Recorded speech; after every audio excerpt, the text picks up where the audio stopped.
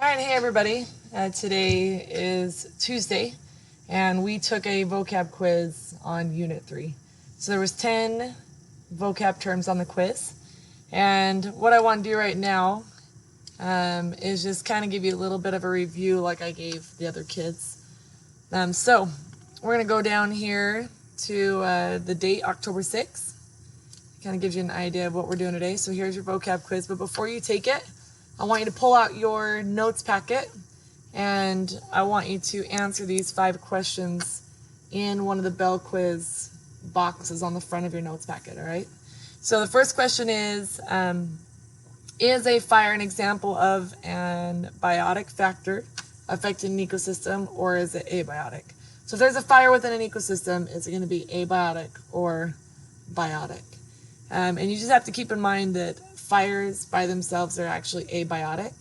And so if a fire wiped out an ecosystem, that would be an abiotic factor that affected the ecosystem. Now let's do an example of a biotic factor that affects an ecosystem. And that could be introducing a new predator, or taking out a top predator, or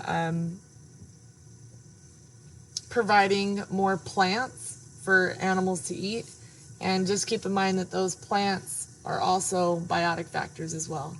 So yes, or the fire is an example of an abiotic factor in an ecosystem. Okay, question number 2. If a top predator is removed, how does it affect the ecosystem it is currently in? We have to understand that when you remove a top predator, it's going to affect everything below it. The species that it preys upon is going to increase in numbers, and the species it preys upon is going to decrease in numbers. So you just have this yin-yang effect. But you got to know that if you're removing a top predator, whatever it's eating now has a brand new carrying capacity. Because once again, that carrying capacity is when it increases, then it levels off. And hunting predation is part of the reason that allows it to kind of stay stable.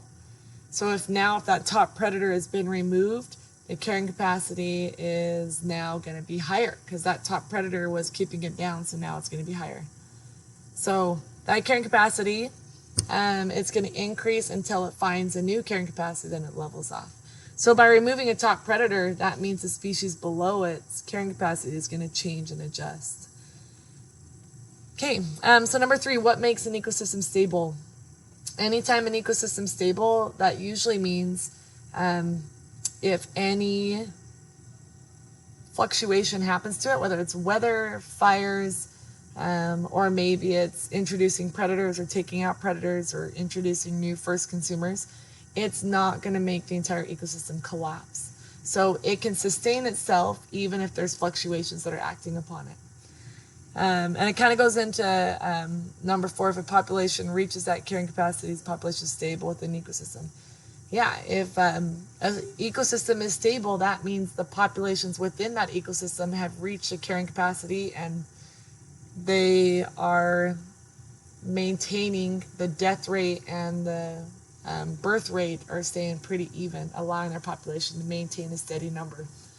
So you got to understand that when things are stable, that means there is a lot of biodiversity. And biodiversity is a wonderful thing within an ecosystem because if there's biodiversity, there's a larger variety. And once again, it could help prevent those fluctuations happening. Okay, what's the difference between an independent and a dependent variable? Independent variable, that means it is what you are purposely changing within an experiment. And the dependent variable is what is affected by what you're purposely changing. It's what you observe, it's what you measure. So the example we keep using is our radish seeds in our terrarium.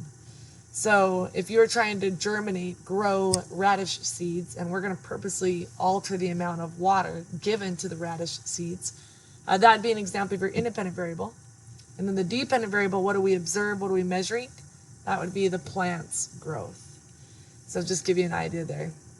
Anyway, so there's some questions we talked about before we took the test. So at this point, you can hop on and take the test. And when you are finished, we had probably 10 minutes at the end of the class, and we just talked about what photosynthesis is. So you can just look at a little introduction to what photosynthesis and respiration is. And then that sums up for the day. All right, thanks, you guys.